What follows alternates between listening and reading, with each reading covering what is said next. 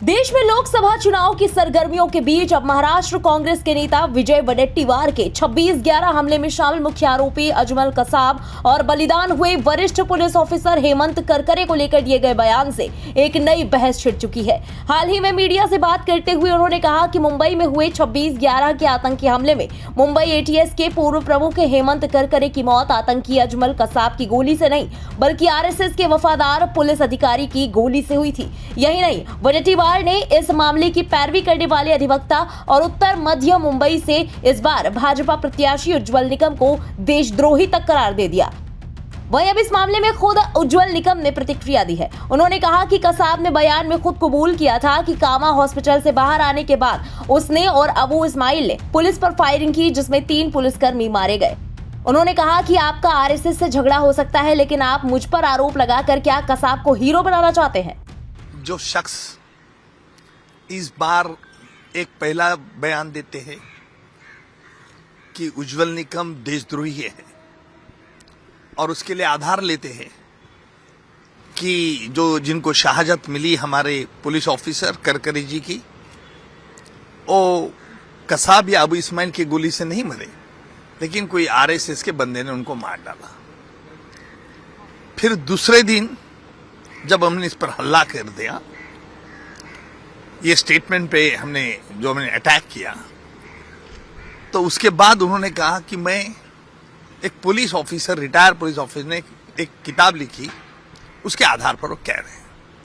मुझे दुख इस बात का है कि अपोजिशन लीडर जिसको पूरी मालूमात नहीं, कई किताब जो सच मान के चलता है उसके आधार पर बेबुनियाद आरोप करना, यानी इसका मतलब है आप जिनको करकरे जी की इंसल्ट नहीं तो तोहिम कर रहे हैं। सर, ये खुद भी उस समय मंत्री थे जब ये पूरी घटना हुई थी, और उसके बाद जब बाकी जांच रिपोर्ट आई थी और ये किताब आई थी, तब सरकार ने उस रिपोर्ट को नकारा था। बॉम्बे हाईकोर्ट में भी इस किताब का हवाला दिया, हाईकोर्ट ने भी नकारा था। तो खुद मंत्री रहते हुए क्या इनको पता नहीं लगा उस समय? नहीं, पता लगना न लगना ये बात अलग है। हम जुडिशियल फाइंडिंग देखें। जुडिशियल फाइंडिंग क्या है कि कसाब ने इकबाली बयान में कह दिया है कि मैं और मेरा दोस्त कामा हॉस्पिटल के बाहर आ रहे थे, तब हमको एक पुलिस जीप दिखी, हमने फायरिंग शुरू कर दिया, उसमें 3 पुलिस ऑफिसर मारे गए, उनकी डेड बॉडीज हमने पीछे डाल दी और हम जीप लेके गए। और ये पूरा वाकया देखने वाला जो चश्मदीद गवाह थे उसे हमने एग्जामिन किया। वो कोई पुलिस वाला नहीं था, एक ड्राइवर था जो गाड़ी रिवर्स ले रहा था, उसने चश्मदीद गवाह लिए। नंबर 3, तीसरा पुलिस जो गाड़ी में था, वो जीप में जो करकरे जी के साथ चल रहा था, साड़ेसकर के साथ जगह था, उसका भी बयान हुआ। अगर भाई आप उस वक्त तो आपका राज था ना, पर मिर्ची में मेरी उम्मीदवारी घोषित होने के बाद आपको यह नया शोध लग गया, मिर्ची लग गई। अरे भाई कहाँ क्या आरोप कर रहे हैं? पाकिस्तान क्या कहेगा? अब तक पाकिस्तान ने कभी नकारा नहीं है कि करकरे और 3 पुलिस ऑफिसर जिनको शहादत मिली वो मानते हैं, क्योंकि हमने जुडिशियल प्रूफ दिया है। लेकिन हमारे जनाब सिर्फ राजनीति सियासी कर रहे हैं। देखो ये गलत है। तुम्हारी देश की प्रतिष्ठा, देश की इज्जत, देश की सुरक्षा, इस पर कोई ध्यान नहीं है। सिर्फ तुम्हें प्रोपेगेंडा करना है, और वो भी गोबेल्स प्रोपेगेंडा। उससे निकम की कोई बदनामी नहीं होती है। बदनामी तो आपको ही होगी, और आपकी पूरी जनता ये 20 मई को दिखा देंगे कि इस तरह से झूठे अंजाम लगाने वाले को, हमारा देश का हर नागरिक का इंसल्ट करने वाले को जनता उसकी जगह दिखा देगा। सर, वडेट्टीवार ने बोला कांग्रेस के लोग चुप है, लेकिन विपक्ष की जो बाकी पार्टियां हैं, जो लोग हैं, वो भी एक तरीके से चुप रह के उनका समर्थन नहीं कर रहे हैं। आपको लगता है? नहीं, समर्थन की बात नहीं है, वो इसको ज्वाइन नहीं हो रहे। इसका मतलब तू अकेला कुछ भी बक, इसका मतलब यही है, वो नहीं आना चाहते। हम तो राह देख रहे हैं, और कितने ऐसे झूठे अंजाम फिर देखेंगे हम क्या करना है। हमारे पास भी बहुत सारे ऐसे high explosive material, will explore it at appropriate time. Sir, explosive materials 26/11 को लेकर के हैं या कांग्रेस ने? नहीं, ये तो मैं नहीं बताऊंगा। देखो, उनको आरोप कर दो। जो एक रिस्पॉन्सिबल अपोजिशन लीडर इस बात करता है कि मैंने पहले बोले ये तो यह है, देशद्रोही है, उसको जेल में डालना चाहिए, और ये है वो है। अरे भाई, फिर आप कोर्ट में क्यों नहीं गए? जाना था ना कोर्ट में, नहीं गए, क्योंकि मालूम था कि हर भारतीय का आप इंसल्ट कर रहे हैं। अब बोल रहे आप सर जम्मू कश्मीर में एयरफोर्स की काफिले पे हमला हुआ, कुछ जवान शहीद भी हुए, कुछ घायल भी हैं, लेकिन विपक्ष के नेता ये कह रहे हैं कि चुनाव आते ही आतंकी हमले बढ़ जाते हैं और इसलिए होता है। और फारूक अब्दुल्ला तो यहाँ तक क्या, जब तक पाकिस्तान से बातचीत नहीं हुई तब तक आतंकी हमले नहीं रुकेंगे। देखिए ये मुझे अब्दुल्ला जी मान रहे हैं कि पाकिस्तान स्पॉन्सर कर रहा है और ये हमारे जनाब कह रहे कि ये भी झूठा चल रहा है। लेकिन राजनीति सियासी बात करो, लेकिन कुछ मुद्दे पे करो। इस तरह से जनता के मन में आप पॉइजनिंग करो, जनता को मूर्ख बना पे। जनता मूर्ख नहीं है, जनता तो आपको दिखाएंगे। आप तो अपोजिशन लीडर, आप तो एमएलए है ना, चुनाव तो आपका भी आएगा 6 महीने के बाद, फिर क्या होगा? सर चुनाव आते ही आतंकी हमले होते हैं, इस बात का जो विपक्ष आरोप लगा रहा है उस पर आप क्या बोलते हैं? विपक्ष का आरोप है कि जब चुनाव आते हैं तभी आतंकी हमले क्यों होते हैं? अरे भाई ऐसा, इसका मतलब क्या है? ये आप उनको पूछो जो हमला करता है। आपकी उनकी साठगांठ है क्या? आपको मिली भगत है क्या? वो आपको कहते हैं क्या कि चुनाव आया है, हमको बीजेपी गवर्नमेंट मोदी सरकार ने कहा है आतंकी हमला करो? ऐसा है तो ऐसा बताओ। जैसे आप कह रहे हैं ना कि हमें मालूम है कि आरएसएस, अरे भाई आपने आरएसएस का आदमी ने किया है, मारा है, तो सबूत दो, कोर्ट में एक पिटीशन फाइल करो। बेबुनियाद आरोप करना ये ठीक नहीं है। वहीं बीजेपी के अन्य दिग्गज नेताओं ने भी कांग्रेस नेता के बयान के बाद कांग्रेस को घेरना शुरू कर दिया है। इस मामले में बीजेपी सांसद सुधांशु त्रिवेदी और बीजेपी नेता शहजाद पूनावाला ने क्या कुछ पलटवार किया, सुनिए। अपनी पराजय को स्पष्ट देखकर कांग्रेस अब किस किस प्रकार की युक्तियों पर उतर आई है और कौन कौन सी शक्तियां उनके साथ होने की संभावना दिख रही है, ये महाराष्ट्र विधानसभा में नेता प्रतिपक्ष जो कांग्रेस के नेता हैं मिस्टर विजय, उनके उस शर्मनाक बयान से बहुत साफ हो गया कि असलियत में कांग्रेस किन शक्तियों का सहारा लेना चाह रही है। 26/11 के दुखद और दर्दनाक हमला, जिसके लिए कांग्रेस सरकार ने स्वयं हाफिज सईद और पाकिस्तान को जिम्मेदार माना था, आज चंद कट्टरपंथी वोटों के लिए ये कौन सी जुगलबंदी कांग्रेस पार्टी कर रही है कि 2 दिन पहले लगातार 2 बार पाकिस्तान के पूर्व मंत्री फवाद चौधरी राहुल गांधी की तारीफ के पुल बांधते हैं और आज महाराष्ट्र में कांग्रेस के नेता प्रतिपक्ष पाकिस्तान को कवर फायर देते हैं 26/11 के हमले में, जब वो ये कहने का प्रयास करते हैं कि शहीद हेमंत करकरे,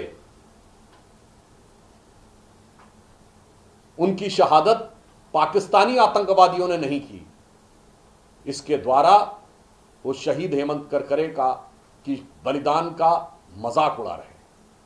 कांग्रेस पार्टी को अब इस प्रकार की हरकतों से किस ओछी और छिछली स्तर की राजनीति पे आ गए बहुत साफ है। मैं एक लाइन में पुनः यह बात कहना चाहता हूं, पाकिस्तान का पूर्व मंत्री राहुल गांधी की तारीफ करता है और महाराष्ट्र में नेता प्रतिपक्ष पाकिस्तान को अपने ऊपर आज तक लगे सबसे बड़े आरोप से बचाव का रास्ता देता है। मैं पूछना चाहता हूं कि आपकी सरकार ने शहीद हेमंत करकरे को अशोक चक्र दिया था, यह उस अशोक चक्र का अपमान है कि नहीं? और बाकायदा पुलिस की पूरी प्रोसीडिंग में था कि उस वैन में 5-6 लोग बैठे हुए थे, जिसे रोककर उसमें अकेले हेमंत करकरे जी नहीं थे, उनके साथ 5 लोग और शहीद हुए, जिसे रोककर AK-47 से हमला किया गया। मैं राहुल गांधी से पूछना चाहता हूं किस स्तर तक आप लोग जाना चाहते हैं राष्ट्रीय सुरक्षा के इस मामले में, और मैं चुनौती देना चाहता हूं 26/11 के हमले में कांग्रेस पार्टी का क्या रोल था, इस बारे में पूर्व अमेरिकी राष्ट्रपति बैरक ओबामा अपनी किताब द प्रॉमिस लैंड में 2010 की भारत यात्रा में तत्कालीन प्रधानमंत्री डॉक्टर मनमोहन सिंह जी से वार्ता के आधार के ऊपर यह बात लिख चुके हैं कि उनका यह मानना था कि 26/11 के हमले के बाद भारत की सेना कुछ कड़ी कार्रवाई करना चाहती थी, मगर तत्कालीन कांग्रेस सरकार ने इसलिए कार्रवाई नहीं की क्योंकि उन्हें लगता था कि इससे उपजे वातावरण से कहीं भारतीय जनता पार्टी को लाभ ना हो जाए। इसलिए मैं कह रहा हूं अगर कांग्रेस पार्टी के अंदर क्षमता है तो ये एक अमेरिकी राष्ट्रपति के द्वारा आपके प्रधानमंत्री को कोट करके लिखा गया है, इनको जाकर उन पर मुकदमा करना चाहिए। मुझे लगता है एक बार पुनः यह साफ हो गया है कि कांग्रेस पार्टी किस सीमा तक जाकर राष्ट्र की सुरक्षा, आतंकवाद, इन सारे मुद्दों को वोट की सियासत पर तौलना चाहती है। और मैं एक बार पुनः कांग्रेस पार्टी से पूछना चाहता हूं, इस तरह का बयान देकर आप किसको संतुष्ट करना चाहें? स्पष्ट जवाब चाहिए। कांग्रेस पार्टी के लिए सीधा पाकिस्तान से दुआएं क्यों आ रही है? क्यों राहुल गांधी और कांग्रेस पार्टी सत्ता में आए पाकिस्तान क्यों लगातार इबादत कर रहा है? क्योंकि कांग्रेस पार्टी के सबसे वरिष्ठ नेता महाराष्ट्र में जो लीडर ऑफ ऑपोजिशन है विजय वडेट्टीवार, वो पाकिस्तान को 26/11 पर क्लीन चिट दे देते हैं। कहते हैं कि शहीद हेमंत करकरे की हत्या पाकिस्तान के आतंकियों ने नहीं, अजमल कसाब जैसे आतंकियों ने नहीं, बल्कि हिंदुओं ने ही की है। और इसको छिपाने का काम उज्जवल निकम, वही उज्जवल निकम जो आज तो बीजेपी एनडीए के प्रत्याशी है, परंतु एक वकील के रूप में अजमल कसाब को तख्ते पर लटकाने के लिए जिन्होंने प्रयास किया और जिन्होंने सफलता पाई, जिन्होंने राष्ट्रहित के लिए अपनी वकालत के माध्यम से आतंकियों को और पाकिस्तान प्रायोजित आतंकवाद को फांसी के तख्ते पर पहुंचाया, उस उज्जवल निकम को देशद्रोही कहते हैं। देशद्रोही तो वो है जो नक्सलियों को शहीद कहते हैं, जो सेना को बलात्कारी कहते हैं और जो अफजल और याकूब के लिए आंसू बहाते हैं।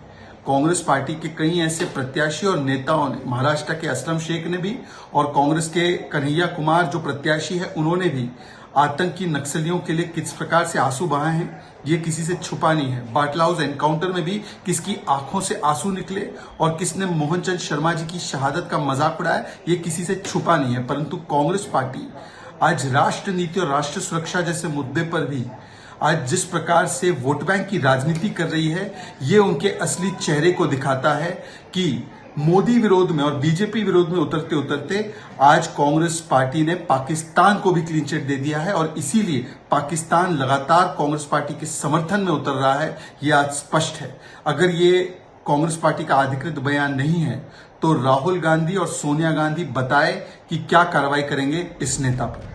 उधर मामले को तोड़ पकड़ता देख विजय वडेट्टीवार ने एक और बयान देते हुए साफ किया कि उन्होंने आईपीएस हेमंत करकरे की मौत के बारे में जो कहा वो एसएम मुशर्रफ की किताब में लिखा था। उन्होंने कहा कि उन्होंने उस किताब का संदर्भ दिया है। मैंने नहीं कहा हूँ, वो तो एसएम मुशर्रफ जी ने जो लिखा है किताब में, उसी का हमने दाखला दिया है कि जब सब कुछ था हेमंत करकरे के बारे में, जो गोली चली थी वो गोली के बारे में, जो अतिरेकी की गोली नहीं थी तो फिर किसकी गोली थी, उस बारे में जो लिखा था उसी का संदर्भ हमने दिया था। अब रहा सवाल कि जो आज जिस तरह से राजनीति हो रही है, वो राजनीति में जो नीतिमत्ता नैतिकता के आधार पर हम लोग लड़ते थे, जनता के लिए लड़ते थे, और ये सत्ता के लिए लड़ रहे लोग वो देश को बेचकर खाएंगे, ये स्थिति पैदा हो चुकी है। आपको बता दें कि 26 नवंबर 2008 को पाकिस्तान के 10 आतंकियों ने मुंबई को दहला कर रख दिया था। इन 10 आतंकियों में से एक अजमल कसाब को जिंदा पकड़ा गया था। उसे 4 साल तक मुंबई जेल में रखा गया और फिर पुणे में नवंबर 2012 को फांसी दे दी गई। इस दौरान सरकारी वकील रहे उज्जवल निकम ने कहा था कि कसाब को जेल में बिरयानी दी गई। वहीं बीजेपी ने इस बार उत्तर मध्य मुंबई से उज्जवल निकम को उम्मीदवार बनाया है। बहरहाल अब कांग्रेस नेता विजय वडेट्टीवार के इस बयान से छिड़ा घमासान आगे क्या मोड़ लेता है, ये देखने वाली बात होगी। फिलहाल इस खबर पर आपका क्या कहना है, कमेंट में लिखकर जरूर बताएं। बने रहे इंडिया पब्लिक खबर के साथ। हमारे यूट्यूब चैनल को सब्सक्राइब करें और बेल आइकन दबाना बिल्कुल ना भूलें।